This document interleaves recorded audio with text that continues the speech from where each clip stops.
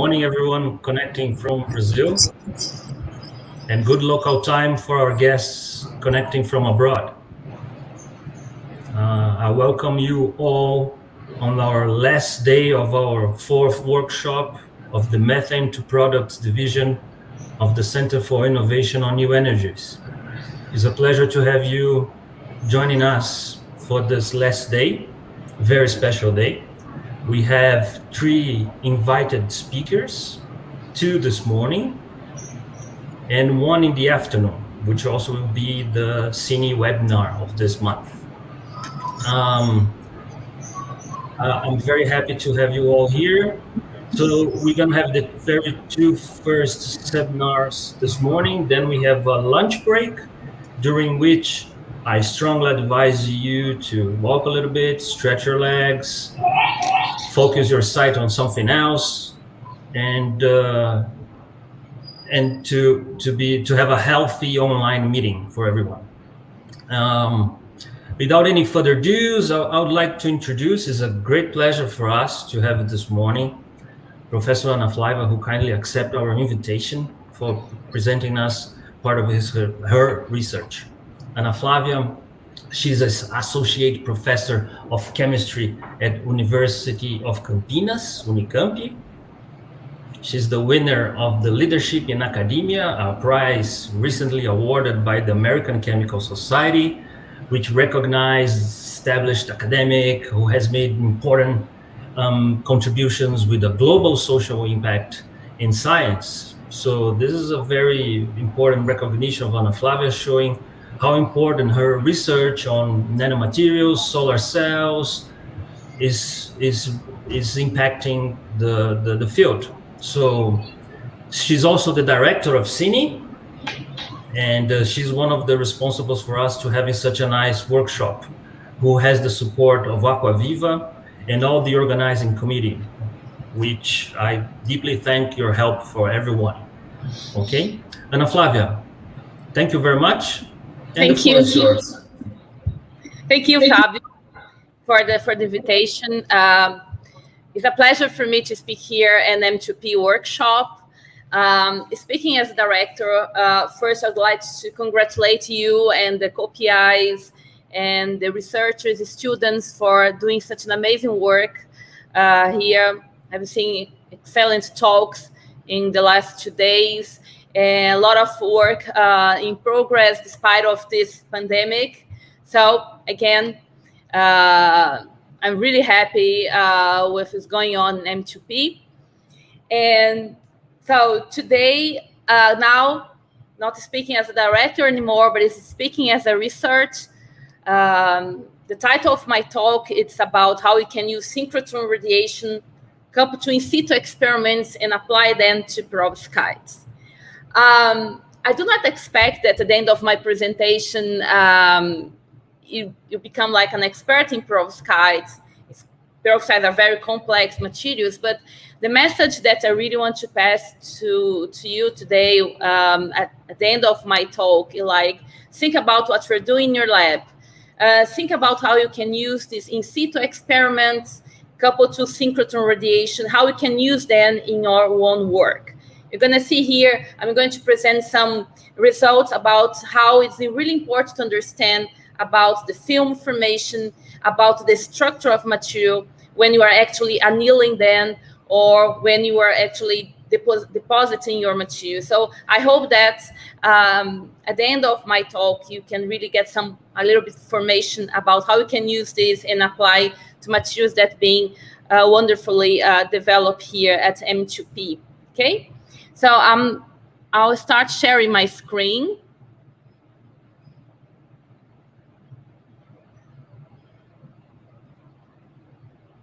And can you tell me, Fabio, if you can see my first slide? Perfectly, Ana. Okay. You can go ahead. Okay, just let me get my pointer here. I start my my talks with this statement from someone that I really like very much, Barack Obama. He said, the trend towards clean energy is irreversible. And if you think about how CINE was conceived, the idea of our center, sponsored by FAPESP and Shell, is actually they really think about this transition moment that we're living now, moving from the burning of fossil fuels to a more clean, to a more renewable, sustainable economy. So think about it in terms of world's electricity production, how you are. If you look at here on the right, we are about, I think, 70% of total of the world electricity is produced by renewable means. Compared with 2017, I think we grew like 2%. I think we might be somehow about 7.5% now. So it's a long way till we reach what we think is ideal for our work. And another problematic that we're facing now, of course, is the greenhouse gases, methane. That is the main purpose of the CINE-M2P program here. But also, if you look at the CO2, we're reaching the limit.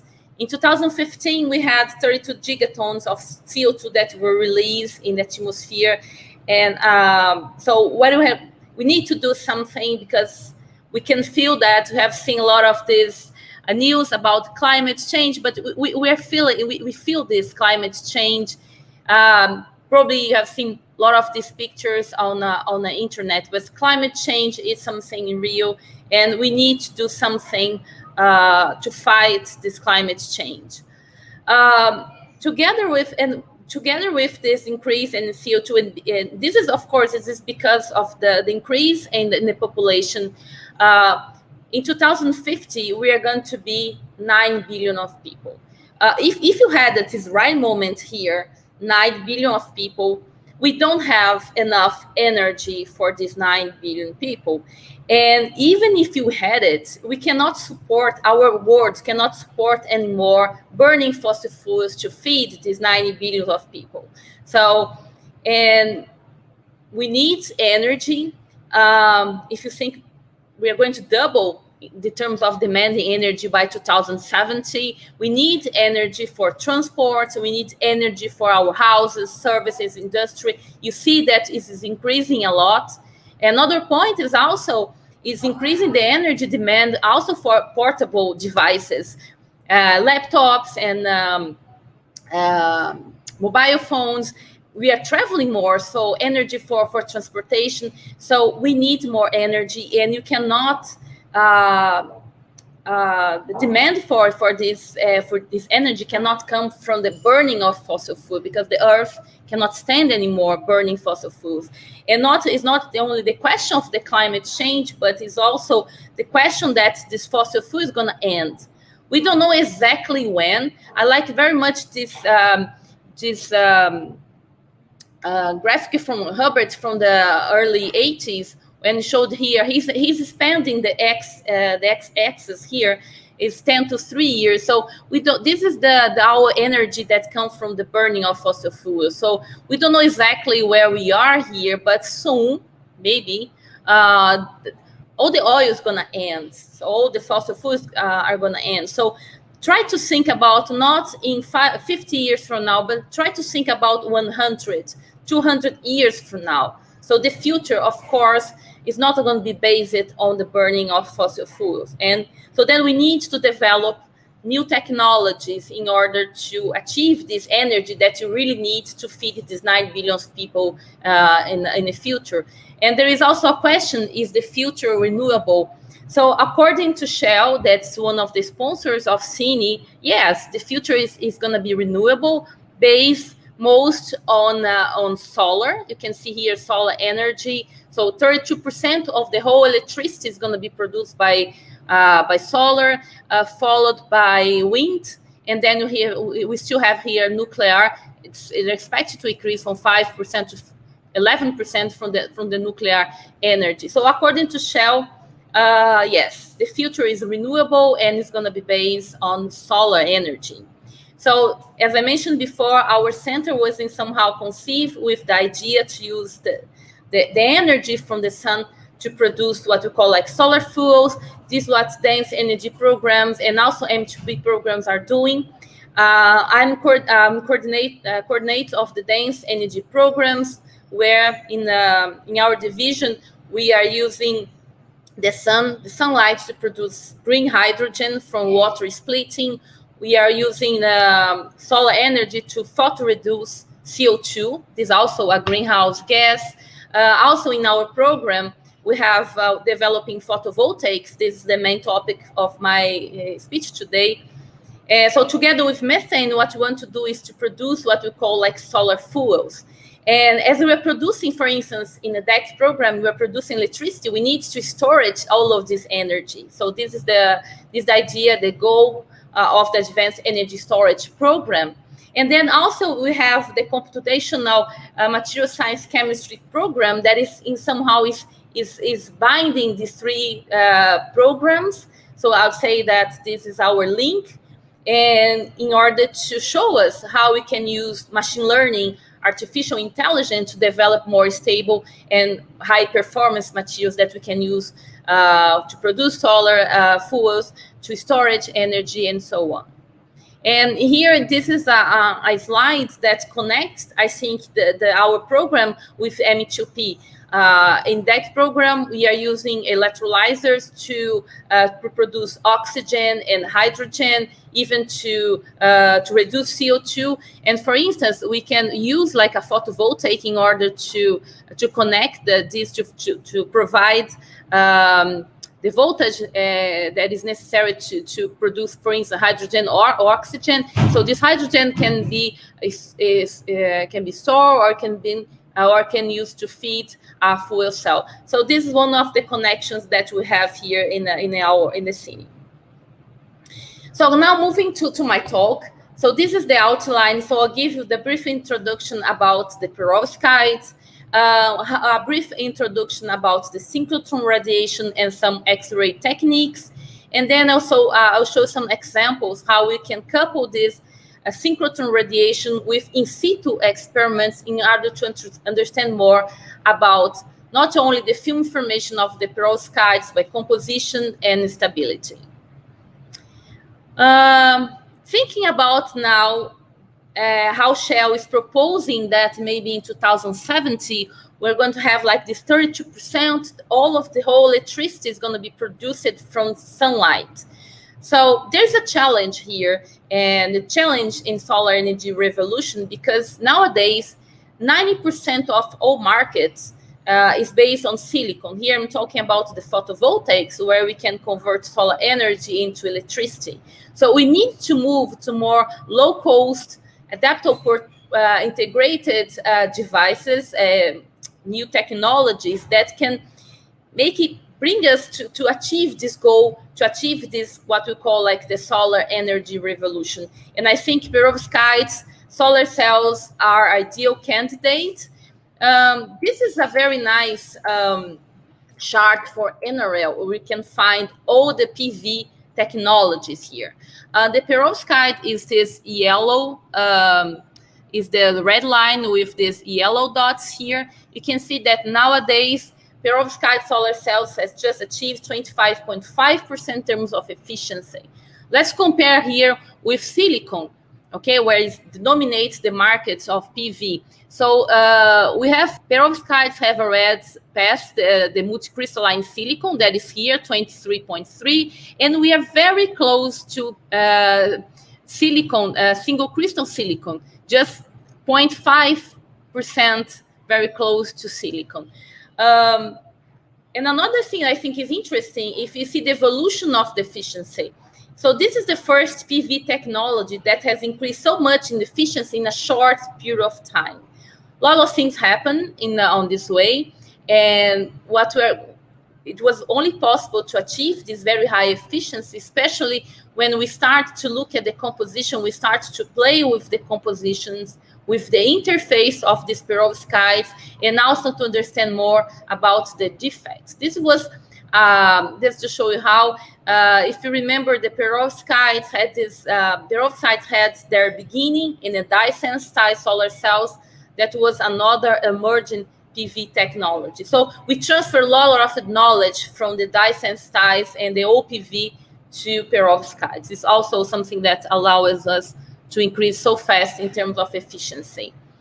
The perovskite describes a crystal structure, okay? So if you remember the class of the calcium titanate, this is the generic formula of the perovskite, ABX. So this is the cubic perovskite, this ideal crystalline structure for a perovskite. And we see here that we have two types of cations. We have cations on the A side, and these cations here can be inorganic, and also they can be organic. This is something that is different from the perovskites that you know, for instance, for photocatalysis. So we can have organic cations here on the B side, on the A side. On the B side, the most used cations is lead, and also here on the X, we have a light instead of oxygen. We have bromide, we have iodide in the X position here. So the most known perovskites is what the one that you call mapping. This is methylammonium lead iodide. But most efficient solar cells nowadays are made by combining multiple cations and anions here. For instance, we are going to show later, we are using organic and inorganic cations together on the A side. This is an example from my colleague Saliba, where he showed that using rubidium, cesium, inorganic cations, plus formamidium, that's the organic cation on the A side, you can achieve devices with efficiency higher than 20% and very stable devices as well when you do this mixing of these cations. So I'm not going to go through all of the very nice properties of the perovskites, but some of them I think are really important to cite. For instance, the high absorption coefficient, especially if you compare with silicon. The fact that we can play with the A site, we can play with the B site, and also we can play here with the X site, allow us to change the band gap. This is something very nice. Looking at the perovskite single crystal, for instance, here, you see that the carrier diffusion length can reach about higher than 1 millimeter. This is something that is very impressive for this material. Another thing that is very impressed is the defects. Most of the defects in these perovskites are shallow. I'm going to show in the next slide what do I mean by shallow defects. So as I show you, compare with silicon, perovskites have a really huge absorption coefficients, and you can see here even higher than gallium arsenide, that's a direct band gap material.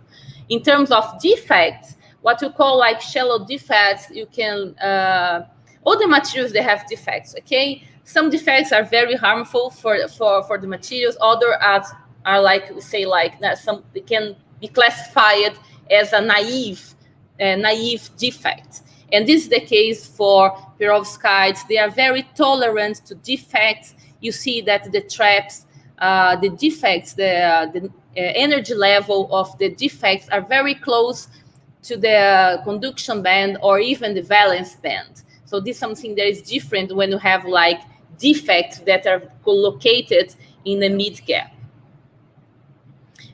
We can use different device structures for these photovoltaics. Basically, what we have, like we have a film of the perovskite, and you make what we call like sandwich. You can put this perovskite film between electrons and hole transport layers. So this reminds the same configuration of a light emission diode. And this is because you can use perovskites for light emitting devices. For the same reason, you can use perovskites for lasers, for photodetectors, and also more recently, also to X-ray detection. But how do perovskite solar cells work? As I mentioned before, we have this perovskite film that is sandwiched between an electron transport layer and also a hole transport layer. Normally, we use a metal. One of the contacts is a metal, and the other contact is a conducting glass, because, of course, you need light to pass through the device. So this is basically what you have here.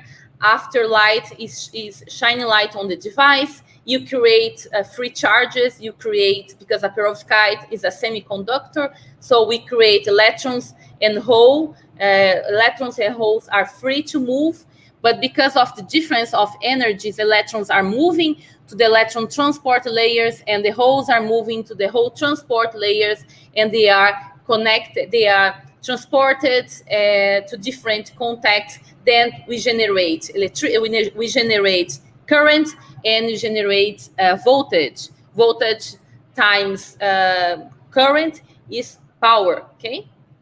So this is basically what happens here. Electrons moving, for instance, to the FTO contact, and holes are moving to the gold or silver contact.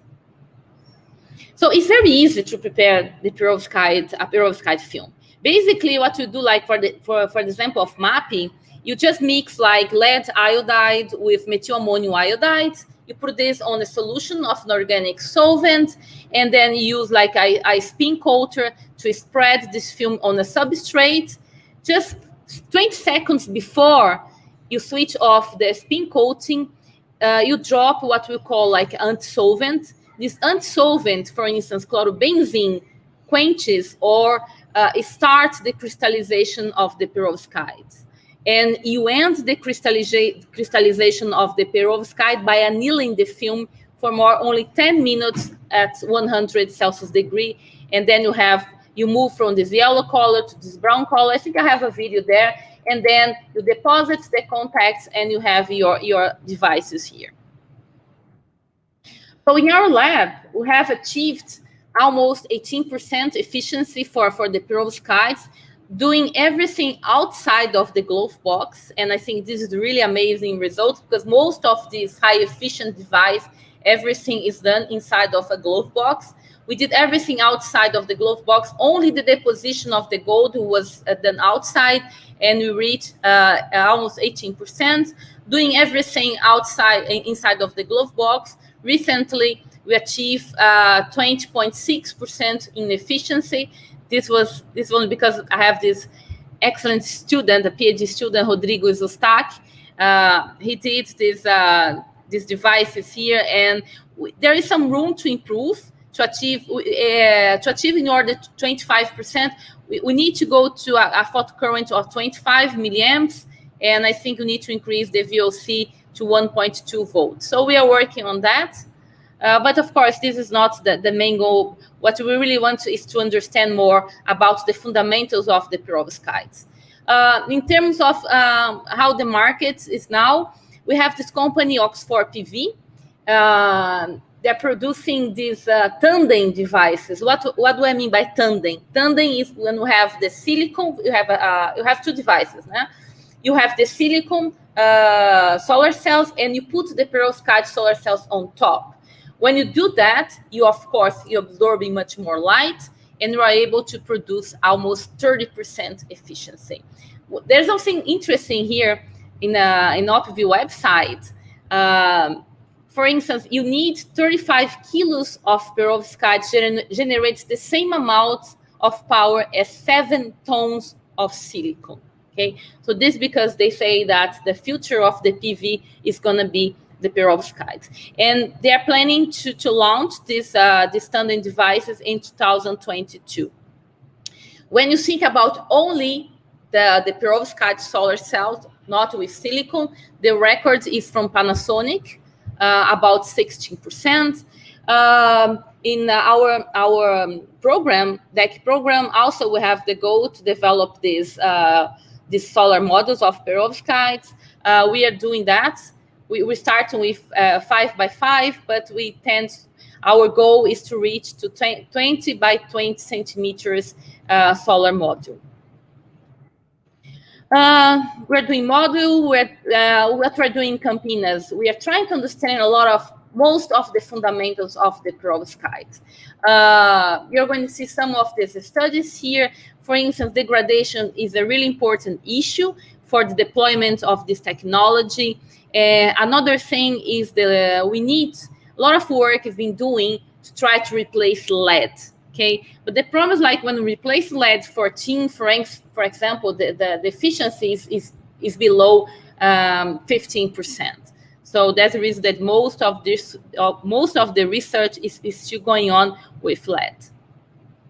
Okay, but let's talk about the focus of this seminar today. So the perovskites that we are working have in the A side have cesium and formamidinium. And also we are playing with different anions. We are using bromide and we are using iodide. So we are changing the composition. These are the films after annealing. They are very, very brown. Okay, let's talk about the synchrotron. How the synchrotron is a really powerful tool in order to characterize our materials. Because the synchrotron radiation has a high flux, is monochromatic, a very, very high brightness. We also can tune energy. We can minimize the signal to noise ratio. Most, of course, of the techniques are based on X-ray, but I'm going to show here an example when you can use the infrared from the synchrotron. So this is the synchrotron ring. So you have here the electrons moving in the synchrotron with the speed of light. When the electrons pass through this bending magnet or insertion devices, light is produced, the synchrotron radiation is produced. Then you have here a monochromator, some focusing optics, and then we have, so you can select the wavelength, then you have your sample, and then you have your detector. So most of the data that I'm going to show here today was done in the old machine. It was turned off in August in 2019. We don't have results here from the new machine, but we're planning to get the first data on perovskites very, very soon. And also some of the data that I'm going to show here was also acquired in the Stanford, in the synchrotron in Stanford. Okay, when you think about synchrotron radiation, we think about X-ray, but it's not only X-ray. In fact, we can get plenty of radiation from the synchrotron, from X-rays to the infrared. What is so important for the perovskites, and of course, you can extend this to other materials, because using, if you couple in situ experiments with the synchrotron radiation, for instance, you can study the formation of the perovskite in solution. You can also observe how the film is actually forming. You can probe the crystallization of your material, and also you can probe the initial steps of the perovskite. So this is everything I'm going to show you today. The most important X-ray techniques are scattering, diffraction, spectroscopy, and imaging. Okay, we are going to focus on scattering and diffraction of the X-rays. And one example of this scattering diffraction is the Grace incidence X-ray scattering. It's a normal scattering diffraction, but what's interesting here is that it's a surface technique, and where you can reveal about the structure of a very thin film that is deposited in a flat substrate. So you cannot do that in your lab. You cannot do that in your university. Okay, you have to go to the synchrotron to do this, what we call like a Grace incidence scattering technique. One thing I think is confusing sometimes for students is like, I'm trying to do my best for you to try to understand about these two important techniques. The difference between the Gwalks and the Gwalks, okay, is basically where you put your detector. So here you have your X-ray, here you have your sample. If you put your detector very close to the sample, okay, so then what you have is Gwalks, because we are going to measure here diffraction, okay? But if you move your detector very far away from your sample, okay, then you have Gwalks. And we are moving very far away from your sample. You are not probing the diffraction anymore, but you are probing scattering, okay? So moving your detector close to the sample, you can measure diffraction. You can see the peaks of diffraction of material, but moving away, you can see scattering. What is nice for doing these GSACs, I'm going to show you here, is because you can probe, for instance, much more larger structures, okay? In your university, in your institute, most of the university here, they have a power diffraction technique, okay? So I'm going to try to see like a parallel here with the X-ray from the synchrotron. You're going to see there is not much difference. So when you have like your power diffraction technique in your institute, in your university, you produce, so you shine this X-ray on your sample and you produce what you call like diffraction codes, okay? The images that you get in the synchrotron is not much different. Also, you get lot of this diffraction, the cones of diffraction. So basically, you have your sample here. This is your X-ray. K is the vector of the incident beam. Ks is the vector of the scattering beam. The angle between the scattering and the incident beam is 2 theta. And also, we have another vector here. There's the Q vector. The Q vector is pointing to the scattering beam, as I show you here. So we have another vector, the Q. What's interesting from Q vector is that the Q vector that is related to theta, the interesting is that the Q is independent of the X-ray energy. This is something that is very nice. And so all the data that you collect in a synchrotron machine is plotted with Q, not to theta. Okay? And when you go to a synchrotron machine, also, you can get a very fast excision. It means that you can do in situ experiments in the synchrotron, but not in your lab. So this is what we get. This is the image that you get. Of course, you have to work a little bit on these images. You have to calibrate this image. And then what we do here, you have all of the diffraction cones here. What you have to do is like you need to integrate here. Every one of these arcs here are integrated, as you can see here. And then at the end, you have the graphic that all the students know, that intensity versus Q. Instead of intensity versus 2 theta, you have intensity versus Q, okay? So this is an experiment that we did in the past in the synchrotron, where you put the spin coater on a beam line. This was a spin coater here. This is the X-ray beam. So our sample were just here. This is the area detector. So, and this is very nice. You can do this in situ experiments when you can get these 2D images with time. So then you can probe the evolution, for instance, of the film formation. This is something that you cannot do in our labs.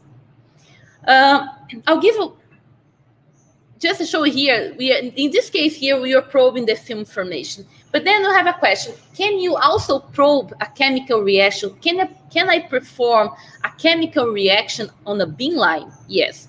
This is what we did in the work with Rafael Moral.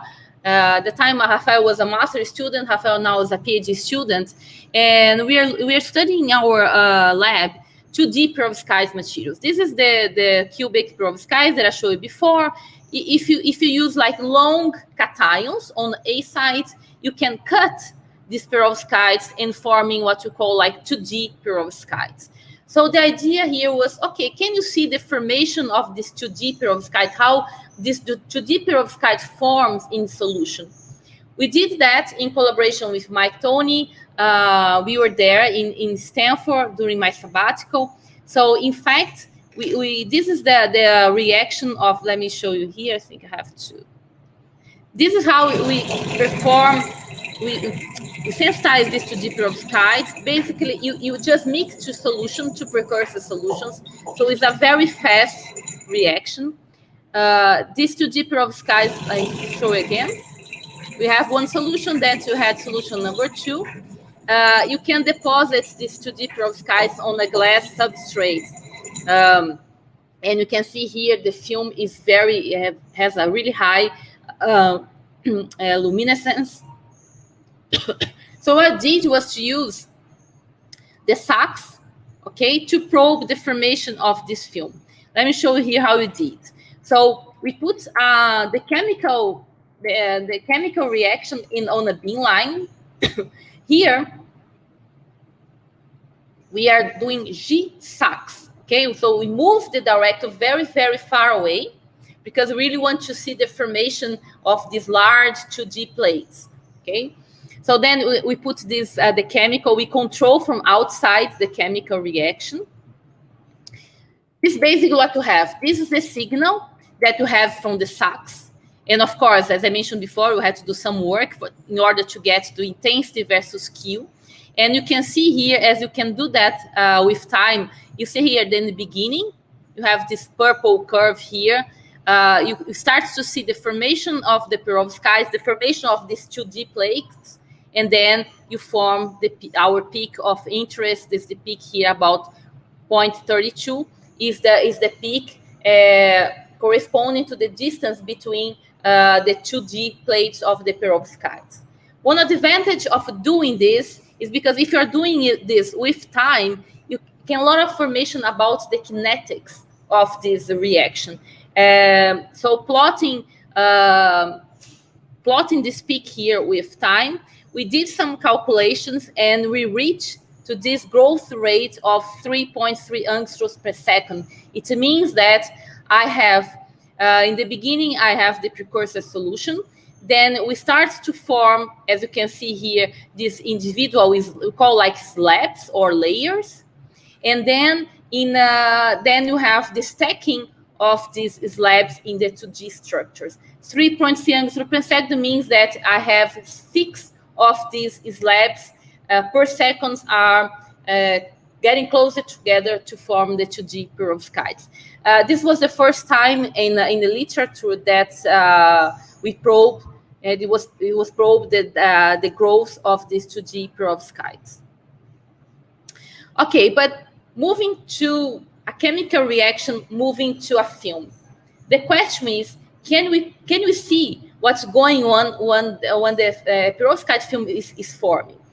As I mentioned before, we start, the precursors that we use for the perovskites are not high chemical grade. Look here, we can start with lead iodide 90%, methyl-ammonium iodide 98%.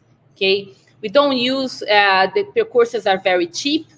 This is, I'm going to put this video here. This is how we make this perovskites film. So we mix the precursors in organic solvent.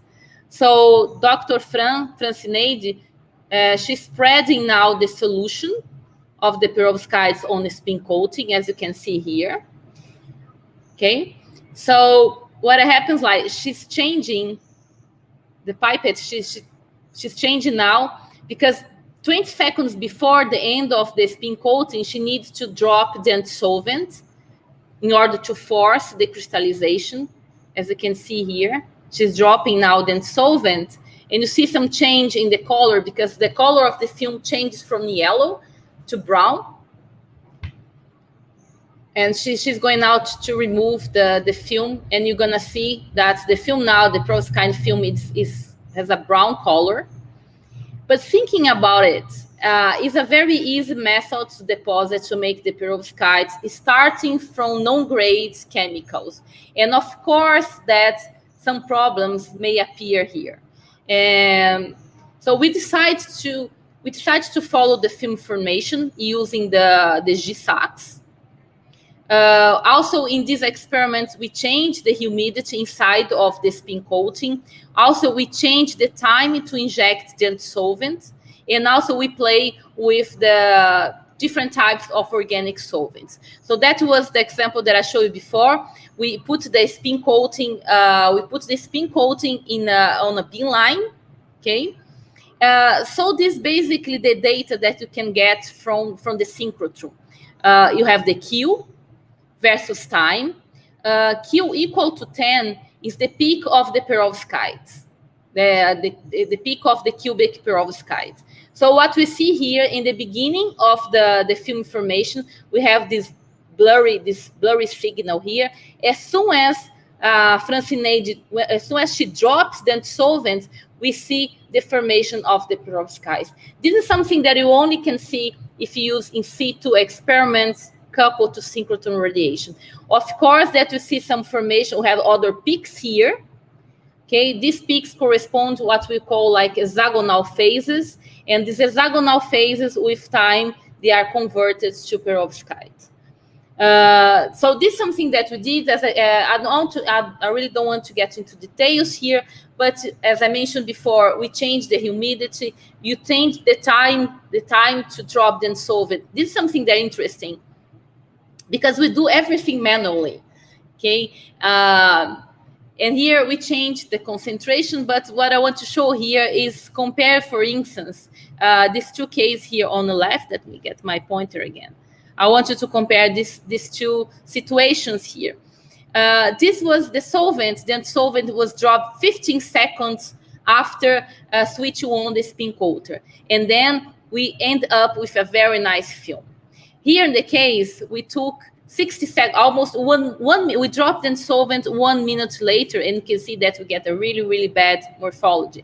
So it's really important the time that you inject the solvent, and we believe that the difference here, you see that for 50 seconds, you see the formation of the perovskite, but after 1 minute, what you have here, you don't see the formation of the peak of the cubic perovskites, but you see the formation of other phases, and it's really important to drop the solvent while you still have what we call like this blurry signal here. This is the signal of the colloidal, the solution, the colloidal solution. Here, when you drop at 1 minute later, you don't have this signal anymore.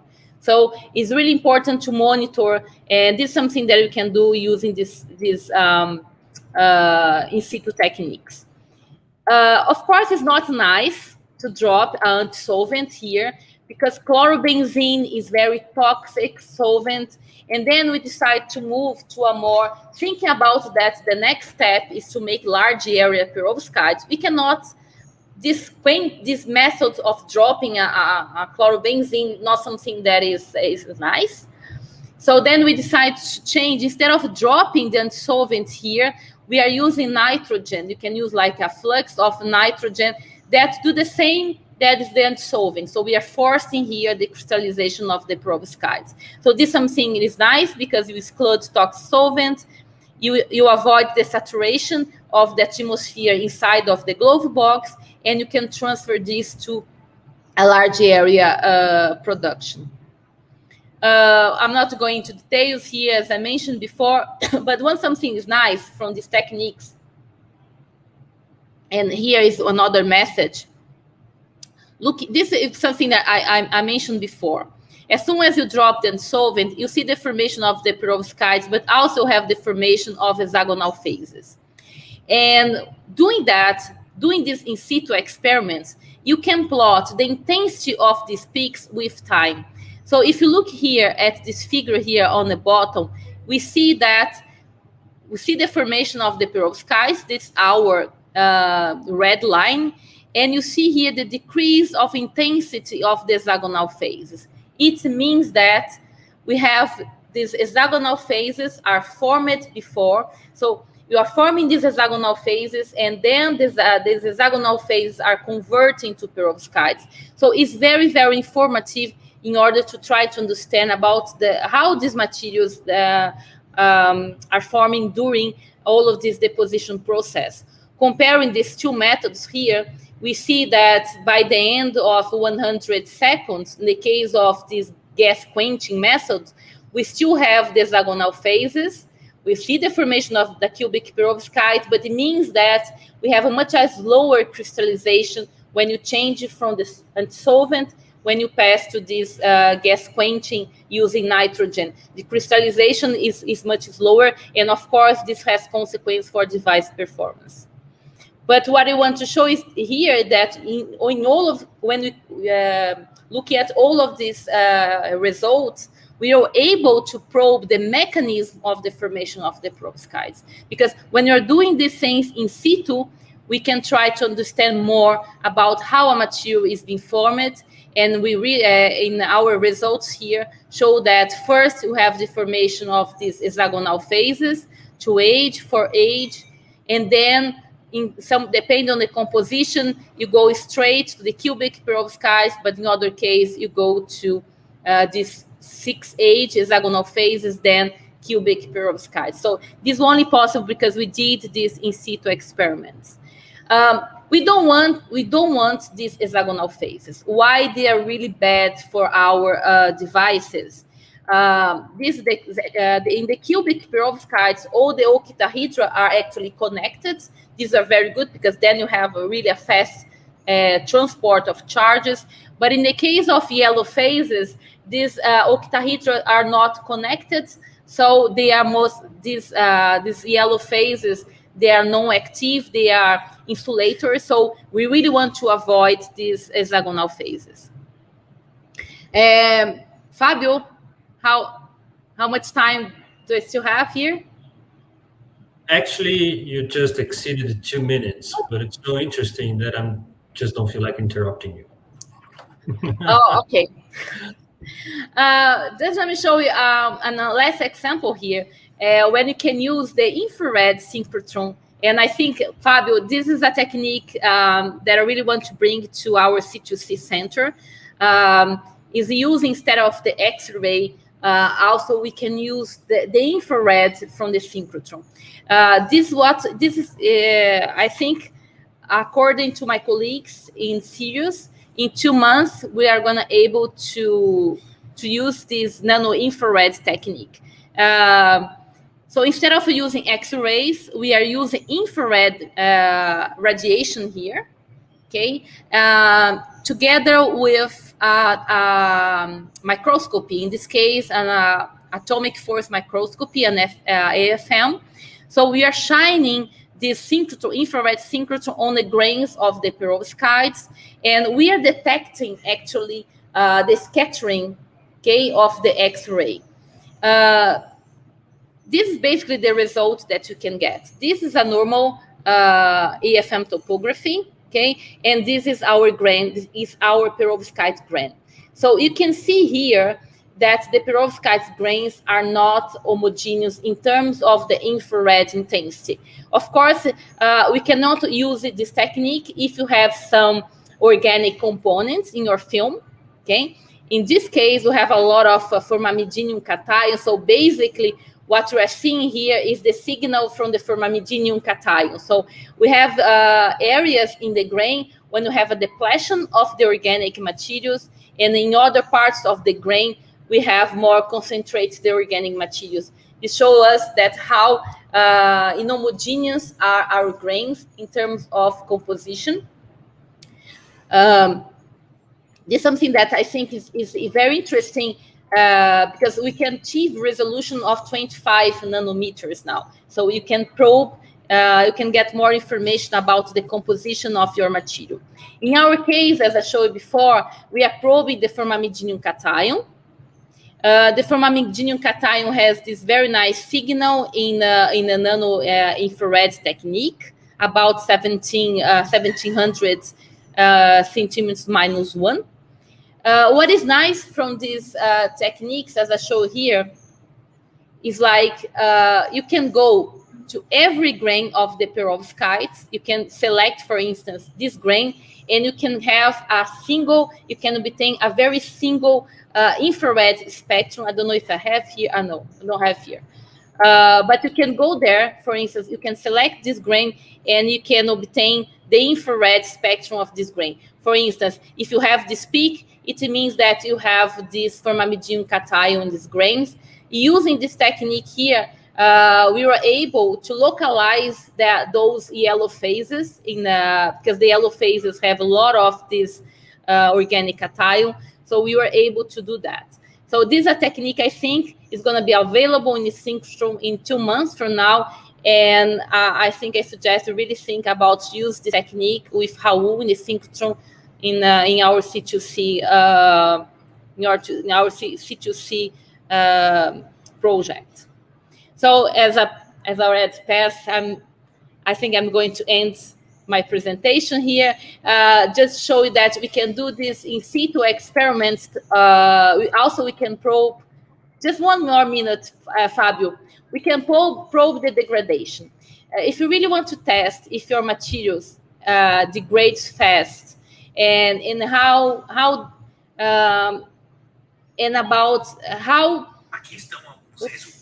Oops, Siri here is talking to me. If you really want to understand more about the products of degradation, sometimes it's very interesting to study degradation. For instance, our case, you also can use these in situ experiments. So instead of putting the spin coater, this time we built this environmental chamber on a beam line. So we can control the amount of water here. As you can see, we can probe the evolution of the peaks of the perovskites and also the peaks of the degradation products here with time. Also, I'm not going to go in details here, but it's very interesting here that we see that you can probe the evolution of these diffraction peaks. And here as well, we are able to, let me show you here, to show you the mechanism of the degradation of the perovskites.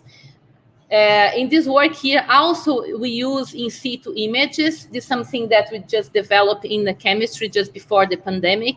This is something that we have an expert in CINE doing those images. So we follow the degradation not only by X-rays, and we are able to determine all of the degradation products, but also you can see the evolution of those products here. This kind of micro rod that you can see here, this is exactly, it's this hydrated perovskite. This is actually the main product of the perovskites.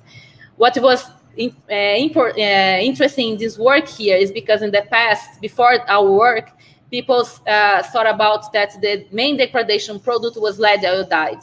And we prove that no, the main product of the perovskite is these hydrated perovskites here, and they have this kind of micro rod shape.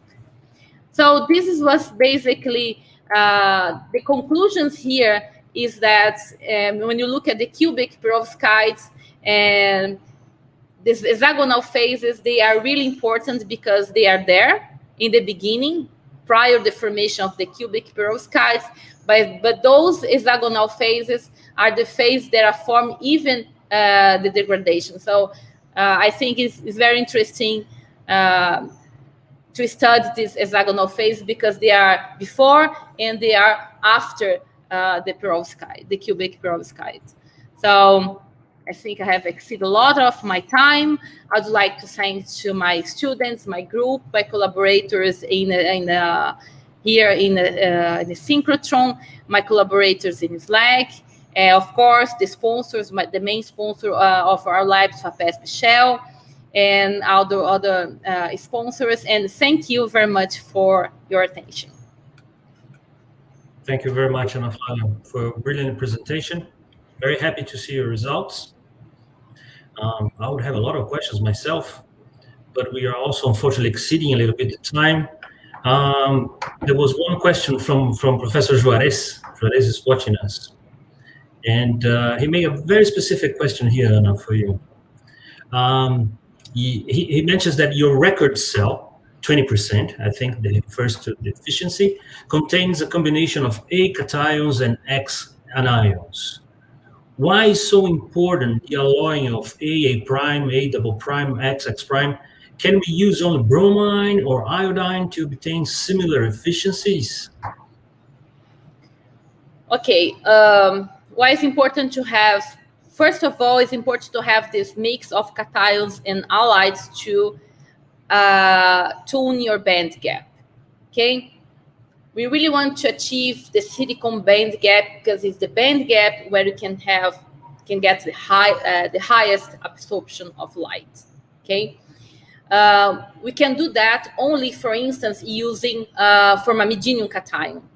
But then is the problem, because the perovskite that contains only formamidinium cation is not stable, okay? When you prepare this perovskite in the lab, you don't have the cubic phase. You have the hexagonal phase. This is thermodynamically the stable phase. And then there's a problem. So if it's not phase, okay, it has the ideal band gap, it's not, but it's not stable. But then scientists realize that if you add a little bit of cesium, for example, you can stabilize. But then you lose a little bit of the optimum band gap. But then if you play with the onion, so then you can bring the band gap again to the optimal, you can bring the band gap optimal performance. So everything is done in order to have the best band gap, okay? So then you can adjust even the cations or even the anions. For those researchers that are working with tandem, then it's different. When you use tandem, you put the silicon, you have the perovskite on the top, then you need to adjust your band gap to higher, your cell to higher band gaps. And then they use more bromide, mixed bromide with iodide. So everything depends on the application. Thank you very much.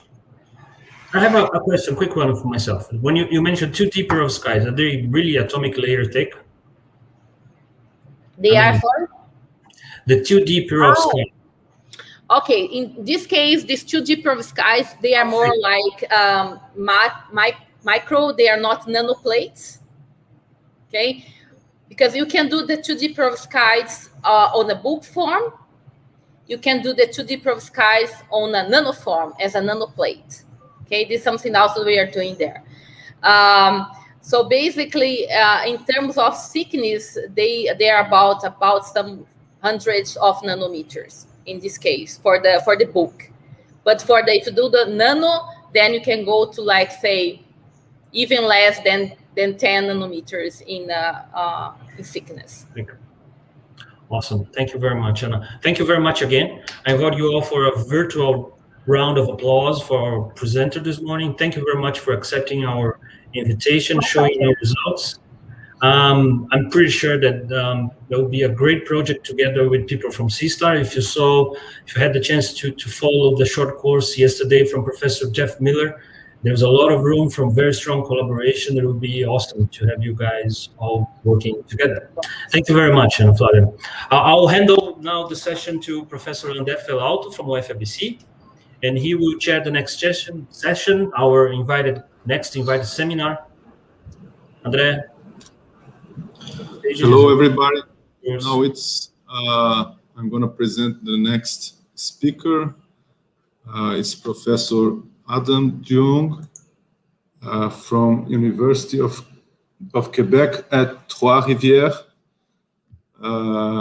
Professor Adam is a collaborator from CINE researcher, Professor Almir de Oliveira Neto. I mean, you saw some of the things that Professor Almir is doing together with Professor Adam yesterday. And he will talk about advanced materials for hydrogen production and carbon dioxide capture. Professor Adam has been working with very nice work on supramolecular materials, MOFs, COFs, and all sorts of materials for these types of applications. So it's an honor to have you here to show your latest results. So please, Professor Adam, let's see if he's ready.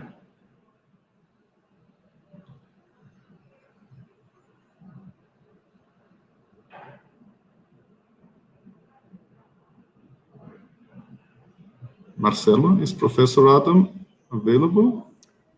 A conexão dele caiu, eu estou esperando ele conectar de novo. Ok. Voltou agora, um minutinho só, deixa ele conectar. Hello, hi. Hello, Professor Adam. I'm sorry, I was disconnected. I was trying to reconnect myself. I'm late or not? No problem. I have just made an introduction to your talk, so please, the floor is yours. Please go ahead. Okay, so let me share my screen. You have 45 minutes. Yeah. I'm trying to share my screen. What's happened? Okay.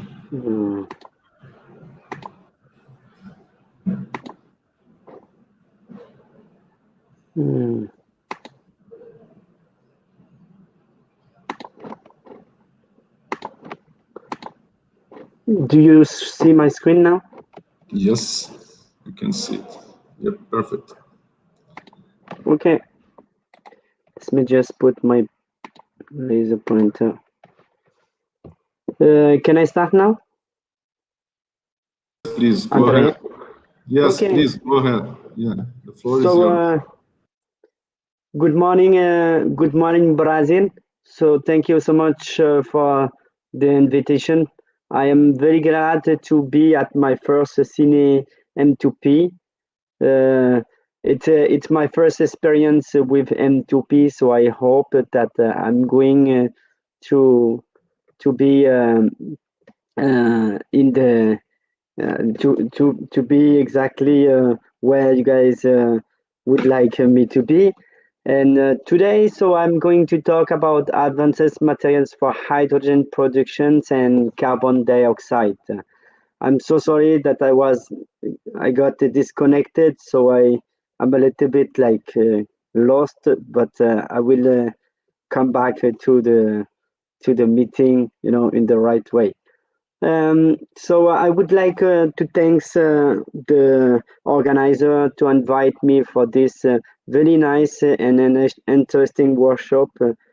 I was trying during the past 4 years working with Brazilian scientists because I found that you guys are very interesting and there's a lot of knowledge that we can share together.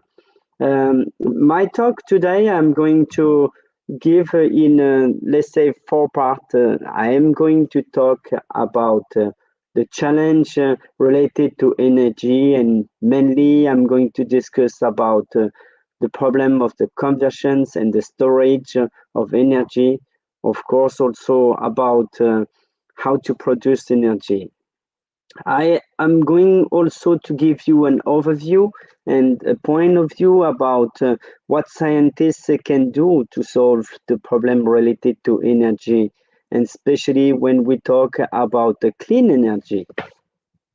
And finally, I would like to show few examples of projects that we are conducting in my laboratory. For instance, the project related to hydrogen productions and the problems related to carbon dioxide. For example, the capture of carbon dioxide. I will not go too far on this, but we also try to transform carbon dioxide to other valuable energy source. Finally, I'm going to give a short conclusions and open for discussions. Maybe we can start to discuss about the energy by taking some example. And of course, there's thousands and thousands of examples of technology that use energy, such as fossil fuels. But let's take simply the transportations. Transportations is something now that almost everyone have access. And what we are doing when we start our car, actually, we are using oil that will help us to produce energy and make the car move. But at the meantime, when we are doing these actions, then we have to realize that our main, let's say currently main energy source are non-renewable energy source, and they are also polluant, like CO2 is one of the side product when we use the fossil fuels. And this carbon dioxide has many side effects, for instance, the global warming. We are not only using energy for transportations, but we also use to heat our house. And in Brazil, for example, it's almost 2,000 kilowatt per hour per year for each house. In Canada, it might be much more higher because we have winter, and then we are heating much more during winter. You use also technology for communications, and this also costs you energy when you charge your batteries, and and put electricity actually in your iPhone, for instance. All of this actually has a consequence, and we will look at about that in the few next slides. So in overall, in average, it's like in the Earth we need 14 terawatt per year we are using actually 14 terawatt per year, and this is equivalent, for example, to 14,000 nuclear reactors that work in full time. So, and these numbers will increase because the numbers of populations increase also, and we will see what we can do actually to solve the problems related to energy, but also to solve indirectly the problem related to CO2 and other side product that is can affect our environment. Before we discuss about all these topics, I would like simply to remind you the step that we are doing when we start from primary energy source like fossil, nuclear, or renewable energy. We have to transform it to an energy that we can use, like, for example, electricity, hydrogen, or heat. And then after that, there's a few options that we can do. The first one is to directly to use the energy that we are producing for our industry, city, transportations, and communications. And we can decide also to store the energy for the next day, for the day that we really need. And the questions will be, how can we release the energy that we just store and use it for our need. There's one point that I would like simply to focus today, is to say that the efficiency of energy conversions and storage depend on the materials used. It means that when you use an iPhone, for example, the battery, the materials that has been used to create the battery are really important to make a good technologies.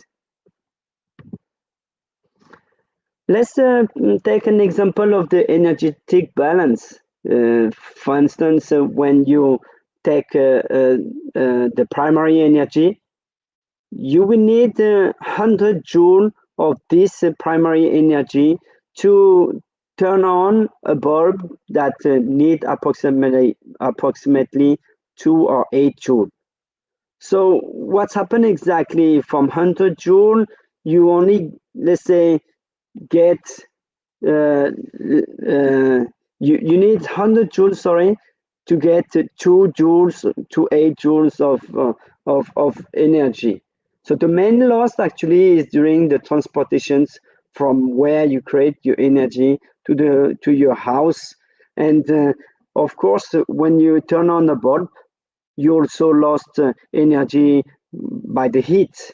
And all this will affect then the conversions and the use of energy. It means that you are losing a lot of energy for what you need actually. I would like also to give a view on making a chain of energy actually. How can we produce energy by multiple way?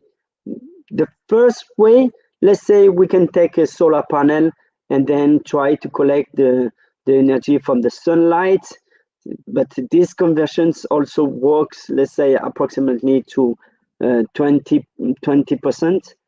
It means that 80% that you get it's already lost. And then from these electricities, we can use it to do, for example, the water electrolysis, and this works quite well, up to 70% of the conversions you can do. And after that, when you produce hydrogen, for example, which is a gas, then what you have to do is to try to store it somewhere. And to store hydrogen, you have to compress it. So you are losing energy to compress hydrogen. And then this is efficient. The efficiency of the storage is not that high. Finally, you can use the hydrogen and then use in the fuel cell, for example. This is a technology that can produce energy to make a car move. So if you can calculate in overall the yield of the conversions from the starting point to the use, it's not that's high. This is a pie. This is a pie that show the distributions of the different type of energy, how much we are using. We're using approximately 82% of the natural energy resource that we have, because our technology actually are based on this energy. But there is other energy, and mainly one that we are really interested now is the renewable energy. Why? Because they are, let's say, infinite energy sources, but they are also clean energy, and we can collect them. But the questions will be how we can collect them efficiently. The solar energy, wind, geothermal, hydro, and also biomass can be considered as a renewable energy. I hope that you can see that these energy are really interesting. However, what is the reason why we don't use them more than this, let's say 4%, is the question that we will discuss about today. Let me just compare the renewable energy and non-renewable energy. So renewable energy are continuous, mainly continuous, and they can be replenished quickly.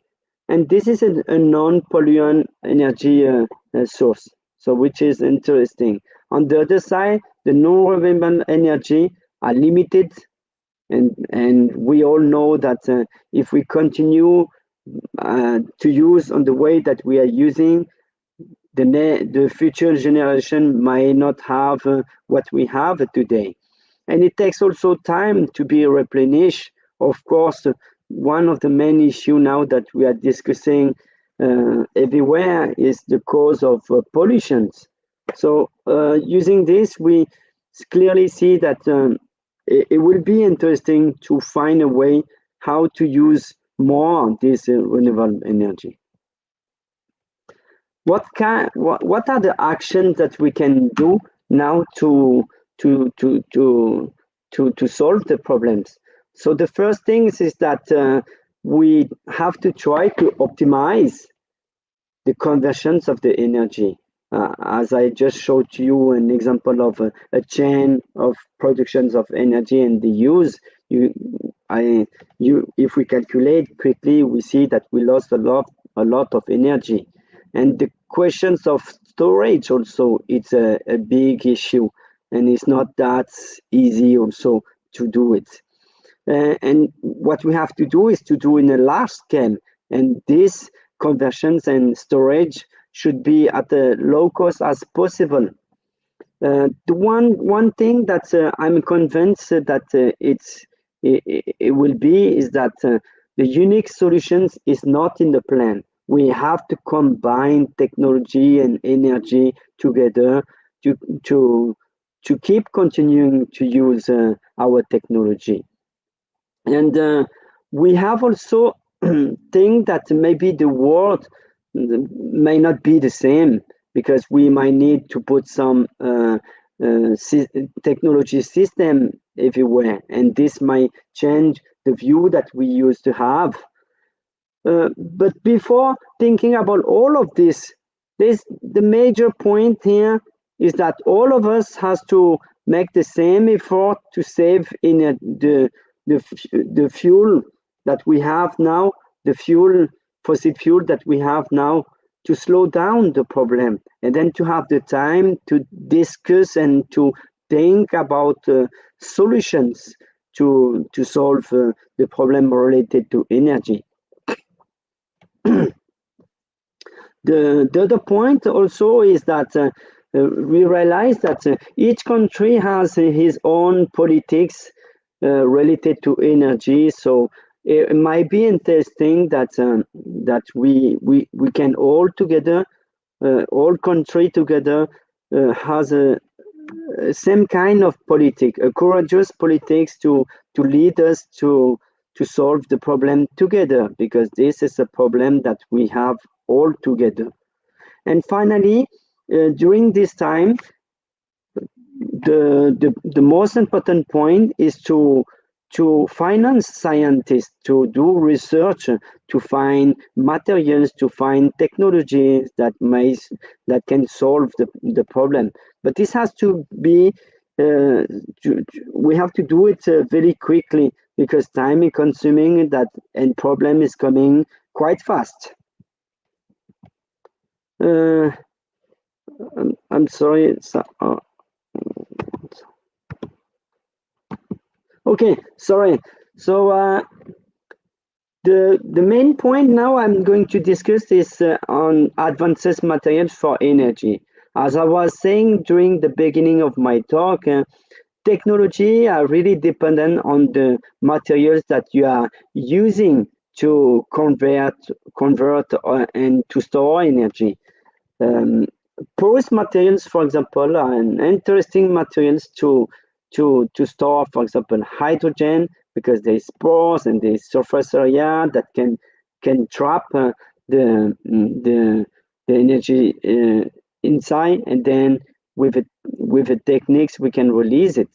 There's also materials that we can fabricate to create electrode of batteries, and the technology of batteries is really depending on the type of materials that you will add to create your electrode. On fuel cells also need materials, for example, to do the catalysis, to replace the platinum, because platinum are currently quite expensive. Of course, Anna Flavia already discussed about materials for solar cells, and this was a very interesting topics.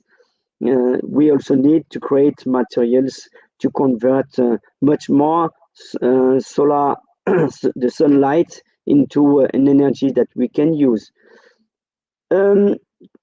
Nuclear is it's a quite the techniques that there's a lot of countries that they are using. I will not say that we should to remove it, because there is a lot of issue related to nuclear, but we still need these technologies during the time that we find solutions to convert and to store the renewable energy. The point now is that we have to identify more abundant fossil fuels to use this nuclear technology. There's also materials for photoelectrolysis that we can also create to solve also the problem related to energy. So there's a bunch of materials that we can think about to solve problems, but when we try to solve this problem, we have to think about the eco-efficient synthesis methods, of course, eco-friendly and inexpensive chemical elements. We have to think also about the lifetime, and is this materials after we use several times, can we recycle easily? So me and my team try to work on all the topic that I just talked to you, and mainly on the design of materials for energy applications. We are now in my team, I have 13 PhD and one postdoc that work on these topics, and we are trying to produce materials that can be useful for gas storage, gas separations, materials for batteries, and some for solar panel, of course, also for hydrogen productions and CO2 reductions. We are lucky to have a very interesting collaboration because we are well aligned in the same, let's say, fields and topic, like for example, from UFABC and from Colombia, Morocco. IPEN is one of our favorite partner. We have also collaborations with Petroleum Vietnam University and the one from France also. Our guideline to study the materials science is to say that the energy is this invisible link that connect everything. The materials provide us the evidence. For example, when we talk our iPhone, we even don't realize that actually when I call someone, I'm using the energy.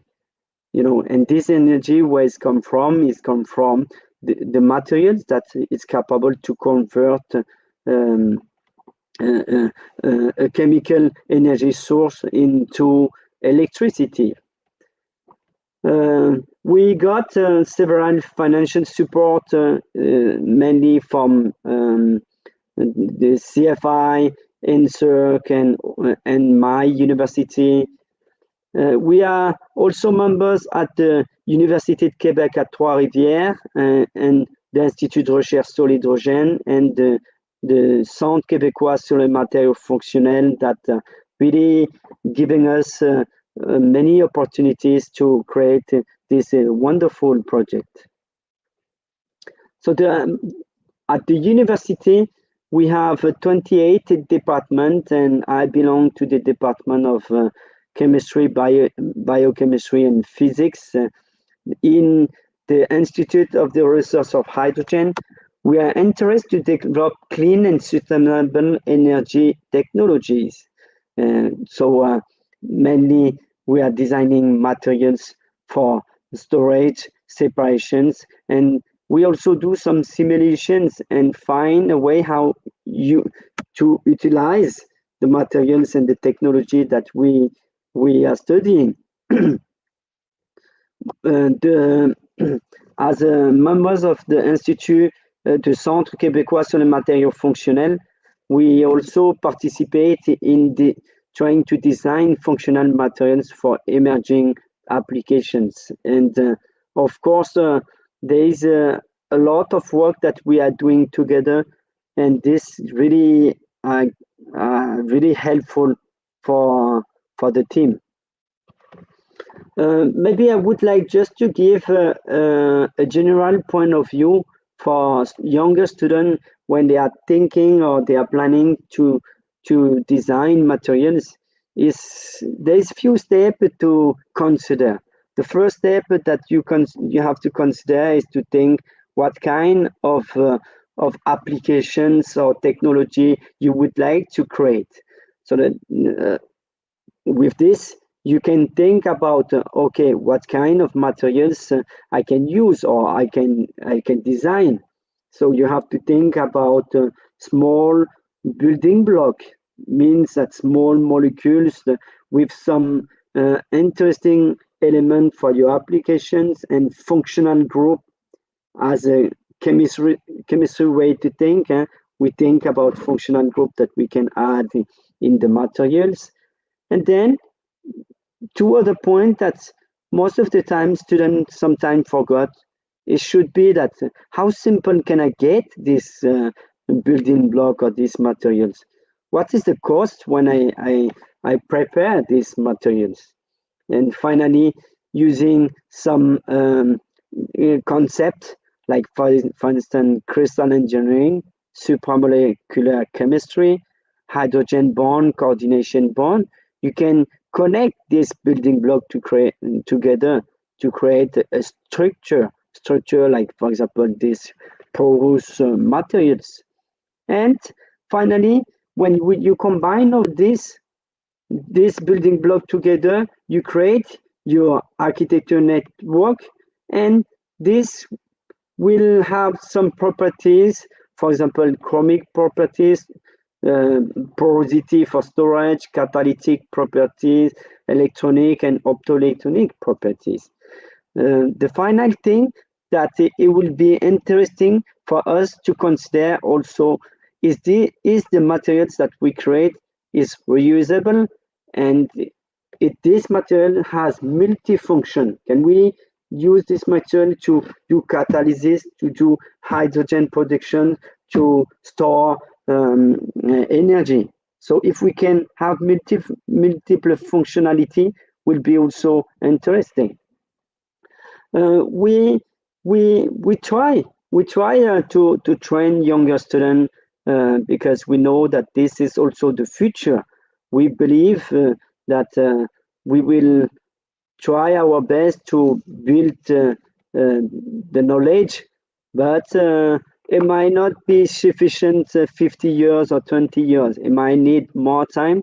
So we believe that training younger students will be important to the future.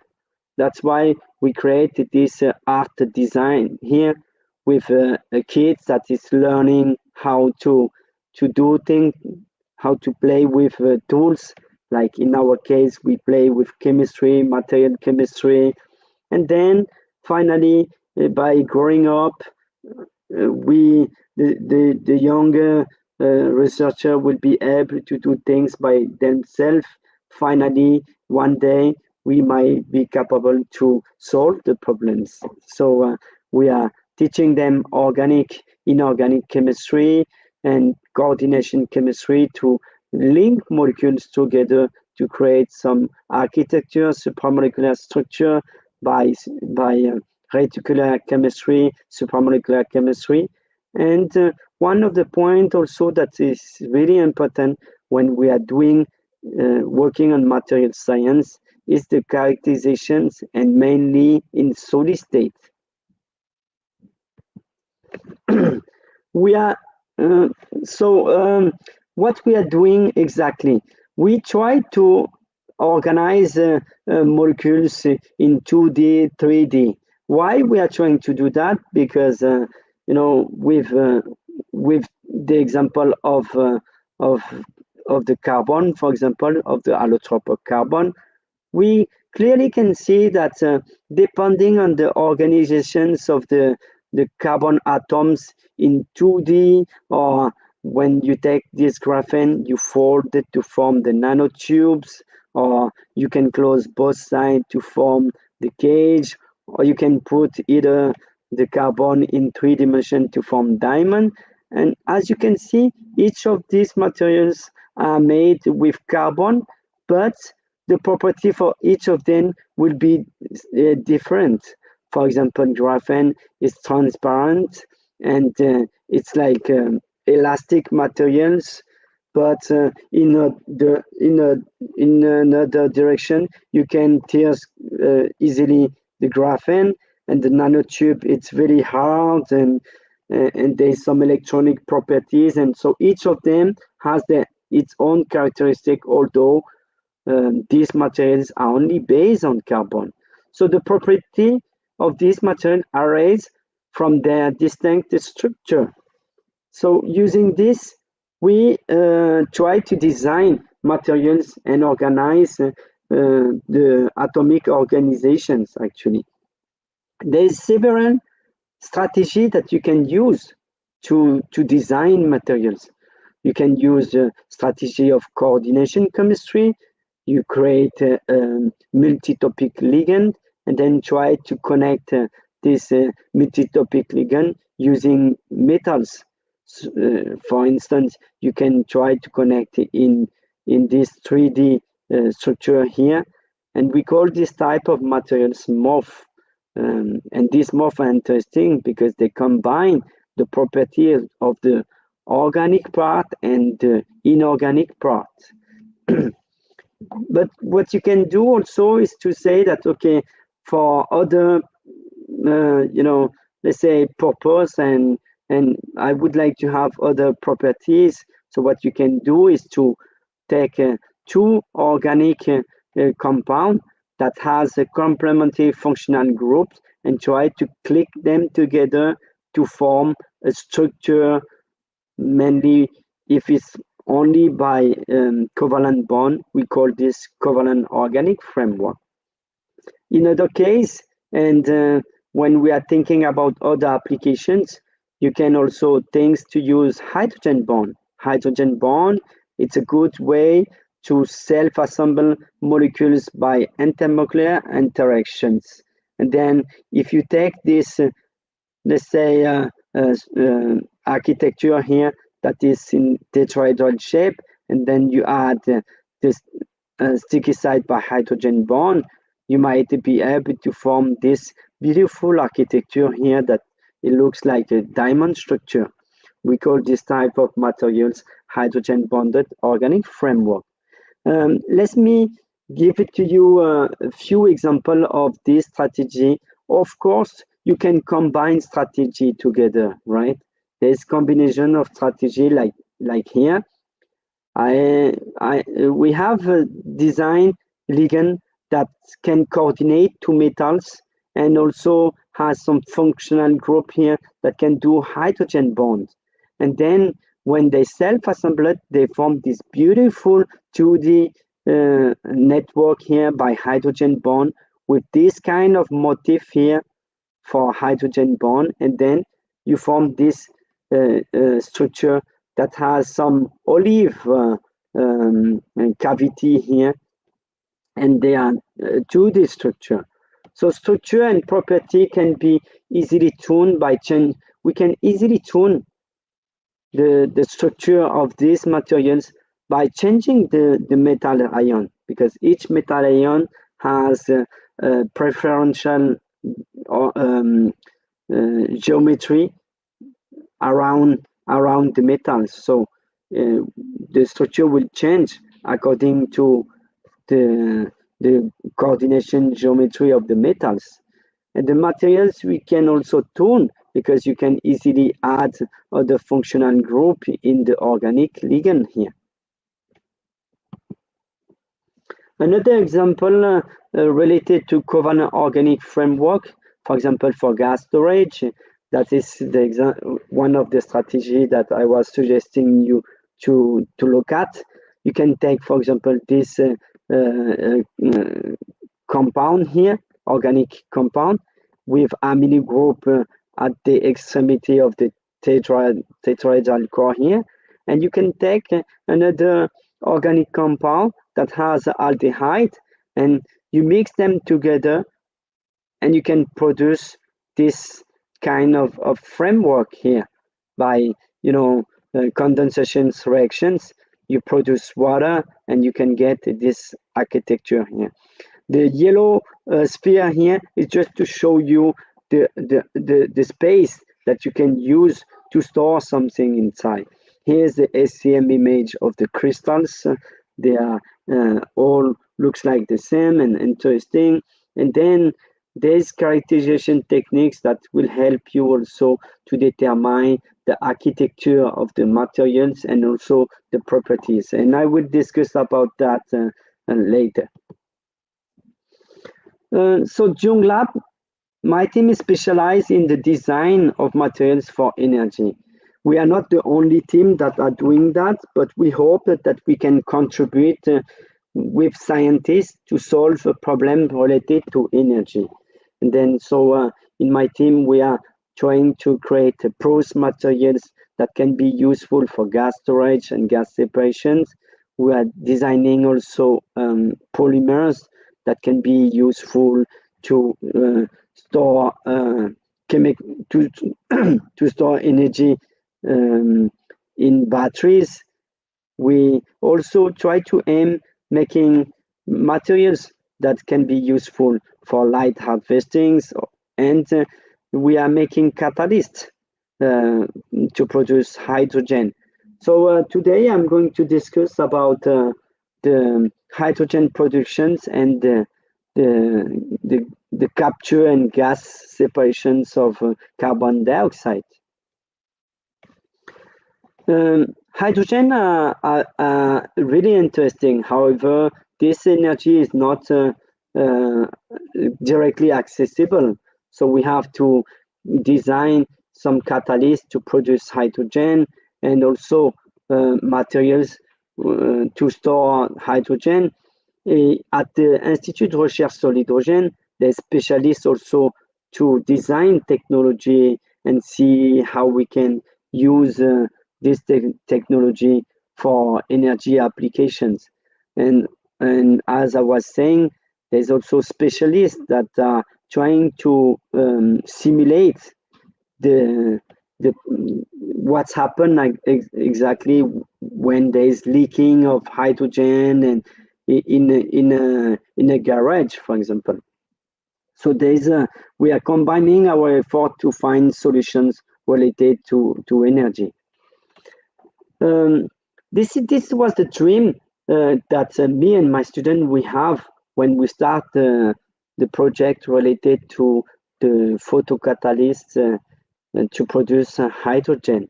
We hope that one day we can have our own stations for hydrogen production, where hydrogen will be produced by our institute, and then people can come to fill the tank with the hydrogen that we are producing. Why hydrogen are interesting? Because when you do the explosions of hydrogen, with oxygen, you only form water and you produce the energy. Hydrogen is interesting because it's a light gas, has zero emissions fuels, and has a high power density. But the only disadvantage is that it is not really accessible directly in Earth. So what we decide to do, there's many ways how to produce hydrogen, but this is one of the ways that we decide to use. Of course, we are not the first one who designed this strategy. We use the already known strategy and try just to ameliorate the efficiency of the hydrogen productions by using the lights and doing some chemistry with catalyst and photosynthesizer, and then try to produce hydrogen with a proton source. The idea after that is to store this hydrogen in a tank.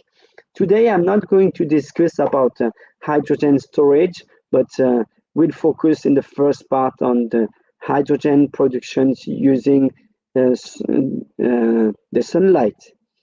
Photocatalysts are interesting. Photocatalysis are interesting because it's a green process, it's a renewable process.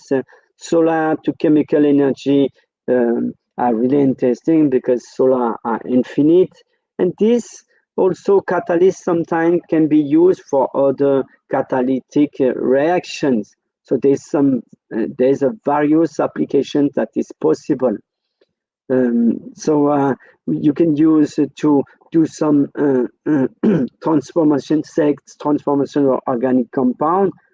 Photocatalysis are interesting also for water splitting to reduce carbon dioxide to an energy fuel, to degrade the pollutions, and to disinfect also area from bacteria.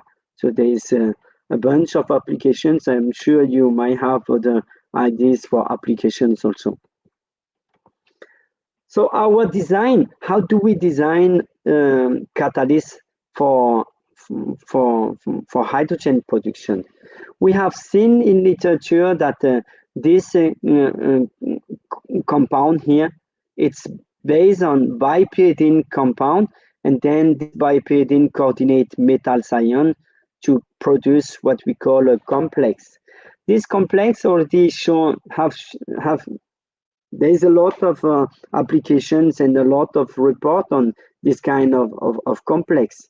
However, we thought that to upgrade and to modify the properties of this complex, we could redesign this ligand. So we tried to do a ligand that mimic this compound by designing this compound here.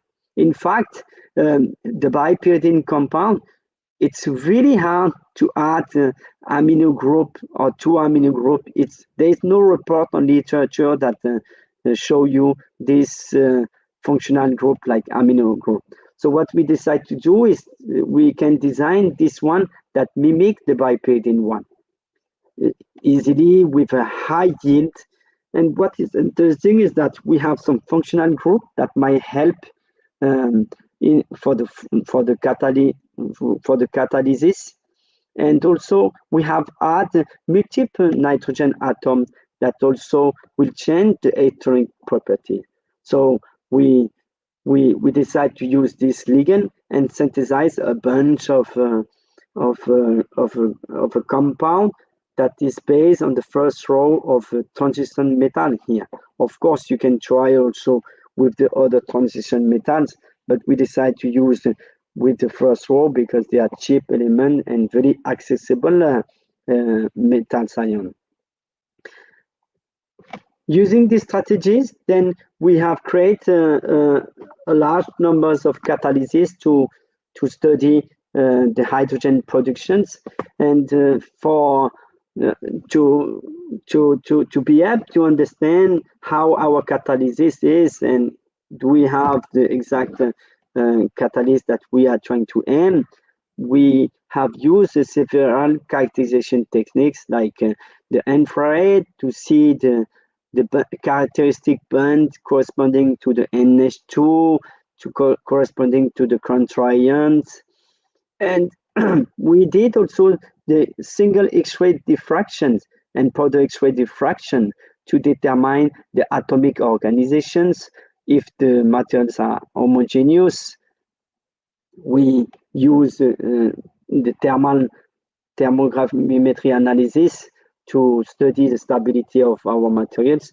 And two key are very important when you are working on photocatalysis is to see the photoelectronic properties of the materials, like for example the redox activity and the optical properties. I will not go deep on each of the characterization techniques, but would like just to show to you the general characterization techniques that we are using to study our materials. As I was saying, the structure, it's really important when we are talking about catalyst, because the catalyst is the component that increase the rate of reactions, and the geometry and the organizations of the molecules will affect on the catalytic property. That's why we use the single X-ray diffractions to study how the complex, the shape of the complex and the architecture of the complex looks like. This is an example of single crystals that we were capable to grow, and then take these crystals and do the X-ray diffraction to study the molecular complex. What is interesting when we add this type of unit here, that is we replace the pyridine from the diaminothreonine group, is that we can form also some hydrogen bond that is interesting to study beside the photocatalytic activities. So for example, when we create this macrosite here with the mimic of bipyridine compound, we study these crystals by single X-ray diffraction, and we saw that there's some hydrogen bond between the two diaminothreonine group, which is interesting because it's forming a 2D materials by hydrogen bond. And hopefully one day we will do also the photocatalytic reactions in solid state.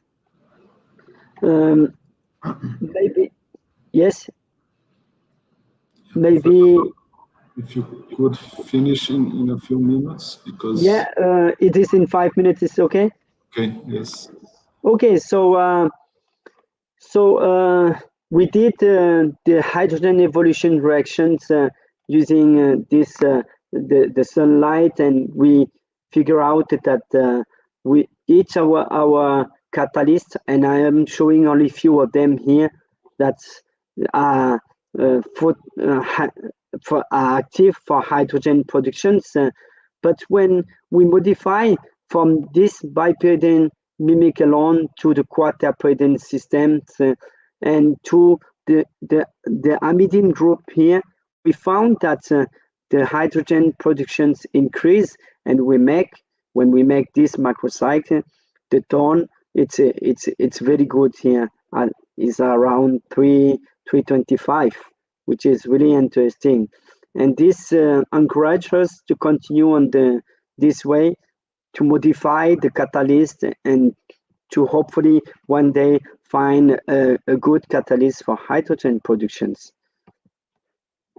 I would like also to emphasize the collaboration that my team and NATO team has made, is that we were trying to study how we can convert methane to methanol by adding our catalyst on one of the anodes of the cells here, and we found that we are capable to produce methanol. And this has been made by one of the very smart student from NATO group. I will not go deeply on this work, but if you're interested, you can go talk. You can go read on ACS Omega. Let me just pass to quickly to another topics before I finish my presentations. It's related to the gas separations. When you have solids, you can easily separate, especially when they are colorful and things like that. You can separate one by one. When you have some liquid that they are not miscible, also you can easily separate them. But what's happened when you have only gas? It's more complicated. So thus you need some materials, and then we have designed materials that can be useful to separate CO2 from methane. This is an example of materials that can be used. We call this metal organic framework, and then when you take this ligand and some metal ion, you can create this beautiful architecture, porous and with a specific pore size, so on, that can help you to do a bunch of applications like catalysis, gas separations, and these materials has a high surface area and they are porous, which is interesting. So this is the way how we make these materials. I'm not going to go deeply on the synthesis techniques, but this help you to get the materials, and then you study it to see if this materials has the application that you are looking for. You can design the materials by adding some functional group in the wall of your materials, and then you can change also, let's say, the door of the pores. For example, here the toys that young kids are playing, for example, if you can take the cubes here, you cannot put in the round area here, and so on. So there is a relation between the shape of your door and what can go in, what can go out.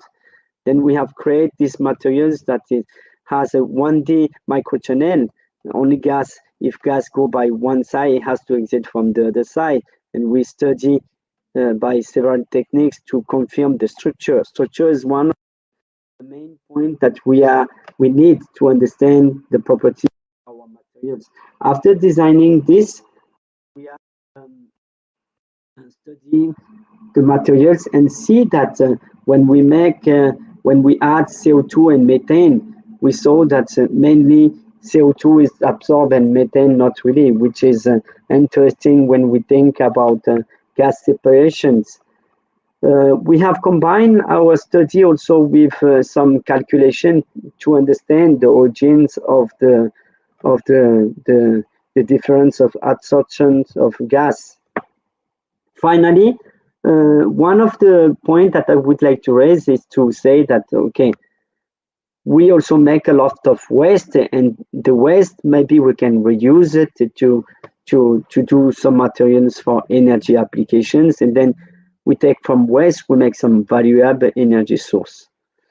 No matter what we are saying now, one of the main points is about educations.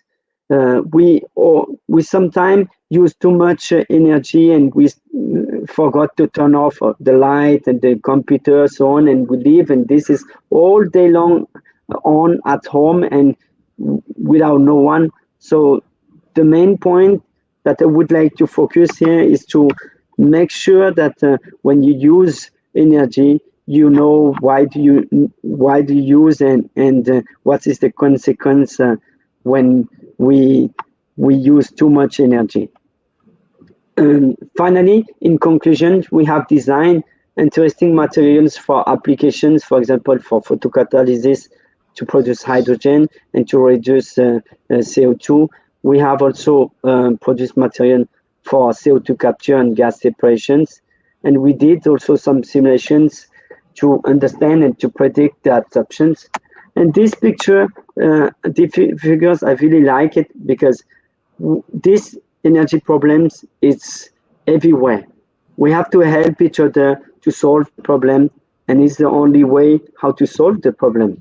I would like to thank all my students for these very nice contributions and all the collaborators and the facility also that was open for us. And of course, all the financial support, the La Francophonie, the Canadian Foundations for Innovations. So I would like just to advertise a little bit about the mini interdisciplinary student symposium that we are organizing on the 26th of March. If you are interested, you are still capable to go and register online via www.duonglab.ca, and the registration, it's free. So thank you so much, and sorry for the delay. All right. Thank you, Professor John, for the very nice talk.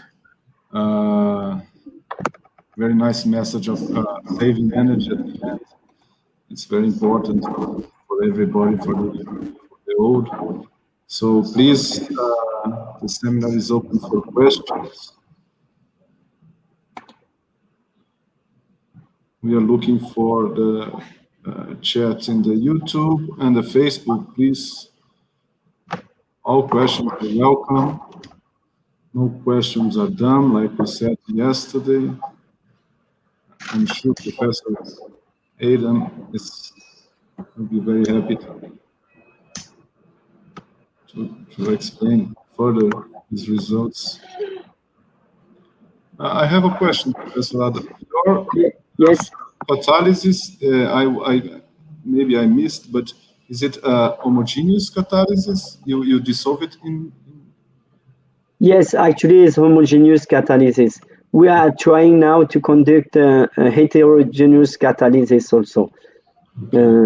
But I didn't get the chance to show everything, so I decided to talk about homogeneous catalysis. All right. Okay.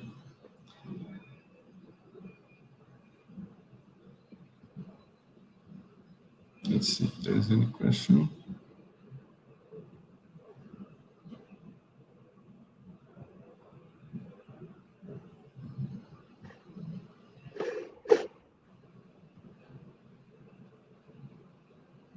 Oh, we have something here. What are the storage processes of the chemicals that are generated? Sorry, can you repeat the questions? What are the storage processes of the chemicals that are generated? I believe she's mentioning, this is a question from Andressa Ramos. I believe she's referring to the photocatalysis, the hydrogen generation, I guess. I'm not sure.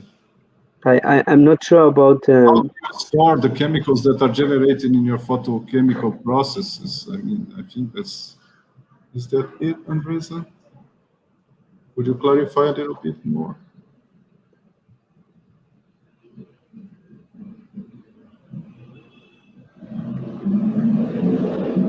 So when in the homogeneous reaction, you generate hydrogen, and you just pure hydrogen. Oh, well, it separates hydrogen and oxygen. Maybe is that a question or no? Yeah. This is actually interesting questions. When we produce hydrogen, of course, they might have some other side gas also, like oxygen, but just to tell you that before we do these reactions, we already degas, so there is no oxygen inside. We degas with nitrogen flow, so on. So there is the gas that is you will have inside the reactor is only hydrogen if you produce hydrogen, and also of course nitrogen, because we are using a flow of nitrogen to keep the reactor hermetic without other gas that is like oxygen that's coming in. Yeah. Okay. Yeah. Doug, very nice talk. I have a question for you. So nature is really good in doing this molecular photocatalysts, okay? Yeah. Think about the molecular catalysts that you sensitize in the lab. We know that sometimes they have a very high tough number, but then the stability is not good. Yeah. So which are the strategies in order to not only to improve the efficiency of the molecular catalyst, but also stability? And in this sense, if we couple those molecular catalysts in order of having homogeneous photocatalysis, if you couple this to another photocatalyst, a more inorganic one, do you think this is a good strategy in order to improve both efficiency and stability? Would you like to comment on that? Thank you for the questions. Is interesting. It's also something that we also ask ourselves. Of course, in solutions, we don't know at the end exactly the structure of our molecular catalyst. However, by mass spec, we still see the peaks that corresponding to the mass of our catalyst.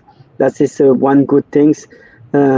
In the future, of course, the idea will be maybe to add this photocatalyst on a support, and then do heterogeneous catalysis, which will be more interesting because you can recover easily the catalyst also. Yes, I completely agree, and I'm really interested to do this kind of research, adding our catalyst to something that is becoming only solid and doing solid states. Yeah. And just one more question. When you compare like the methyl organic framework with the totally carbon framework, okay, yeah. I understand that how can you compare stability? Because of course, when you remove metals from the metal organic framework, it's nice because some of metals are very expensive, not abundant, but then I think you lose some kind of stability when you have all of these only carbon frameworks bounded by hydrogen bonds. So, for instance, for the purpose of gas storage. So I don't know how it'd be like the stability of the only organic frameworks. So it's an advantage to continue sensitize those, and which are the advantages of doing that? Well, I think each material has its own advantage and some disadvantage. It's only the you are thinking about. There is materials by hydrogen bond are easy to make and very, very fast, very quick. However, yes, because it's only intermolecular interactions and weaker interactions, the structure might collapse, but not necessarily completely collapsing. It might atoms and molecules might move, and then you don't really know exactly what is the structure. But there is already some report that this kind of hydrogen bonded framework materials can be good for gas separations. Well, for me, there's none of the materials are best like this. They are best for certain application, and for certain other application, they are not good. So it's really depending on the application that you are planning to decide which materials you should to use. And all of them are interesting, and they have some unique properties that the materials don't have. So I don't know if I answer the questions or not, but this is what I'm thinking. Thank you, Doug. Okay, I think we are already past the hour. I'd like to ask for a virtual applause for Professor Adam and for Professor Ana Flavia for the very nice talks this morning. Thank you very much for your contribution. I would like to give a few notes. Just there will be another session this afternoon at 2 p.m. São Paulo time. Professor Fábio Ribeiro from C-STAR from the US will present the research that has been doing in this center that is very similar and close to the CINE-M2P. So I invite everybody to come back here at 2 p.m. after lunch. His seminar will be part of the series of CINE webinars. So because of that, we will use another link, okay?